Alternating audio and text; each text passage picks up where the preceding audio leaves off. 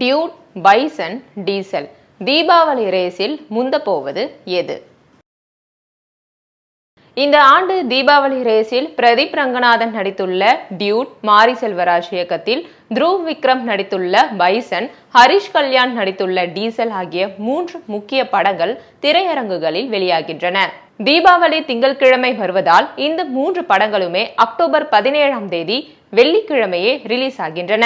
இயக்குனராக கோமாளி படம் மூலம் சூப்பர் ஹிட் கொடுத்த பிரதீப் ரங்கநாதன் அதன் பிறகு லவ் டுடே, டிராகன் படங்களின் மூலம் இளசுகளின் ஆதர்ச நடிகர்களில் ஒருவராகிவிட்டார். முந்தைய 2 படங்களும் பெற்ற பிளாக் பஸ்டர் வெற்றியின் காரணமாக இந்த ஆண்டு தீபாவளி ரேஸில் இடம்பெறும் டியூட் படத்துக்கு பெரும் எதிர்பார்ப்பு கிளம்பியுள்ளது.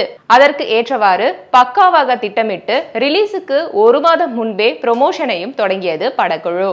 குறிப்பாக பிரதீப்பின் முந்தைய 2 படங்களும் தெலுங்கில் பெற்ற வரவேற்பு பெற்றது. இதன் காரணமாக டியூட் படத்துக்கு தெலுங்கிலும் நல்ல ஓபனிங் இருக்கும் என்று எதிர்பார்க்கப்படுகிறது.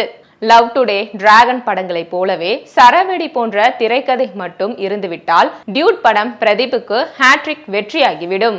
யார் ஹீரோவாக நடித்தாலும் மாரி செல்வராஜ் படங்களுக்கு என்று எப்போதும் தனி எதிர்பார்ப்பு உண்டு. சமூகத்தில் ஒடுக்கப்பட்ட மக்களின் வழியை தன் கதைகளின் வழியே தொடர்ந்து சொல்லி வரும் அவரது படைப்புகள் இதுவரை ஏமாற்றியதில்லை. அந்த வகையில் த்ருவ் ஹீரோவாக நடிக்கும் பைசன் படத்துக்கு இந்த தீபாவளி ரேஸில் நல்ல எதிர்பார்ப்பு நிலவுகிறது. எனினும் மாரி செல்வராஜின் முந்தைய படங்களுடன் ஒப்பிடுகையில் இந்த படத்தின் ப்ரமோஷன் பணிகள் சற்றே மந்த நிலையில்தான் உள்ளன.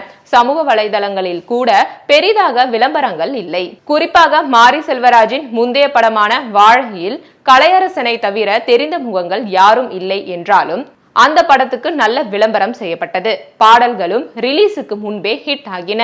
எனினும் பைசன் படத்துக்கு அப்படி எதுவும் நிகழவில்லை.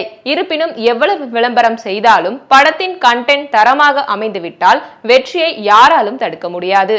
லப்பர் பந்து படத்தின் மெகா ஹிட்டுக்கு பிறகு அந்த வெற்றியை தக்க வைக்கும் முனைப்பில் ஹரிஷ் கல்யாண் களமிறங்கியுள்ள படம்தான் டீசல்.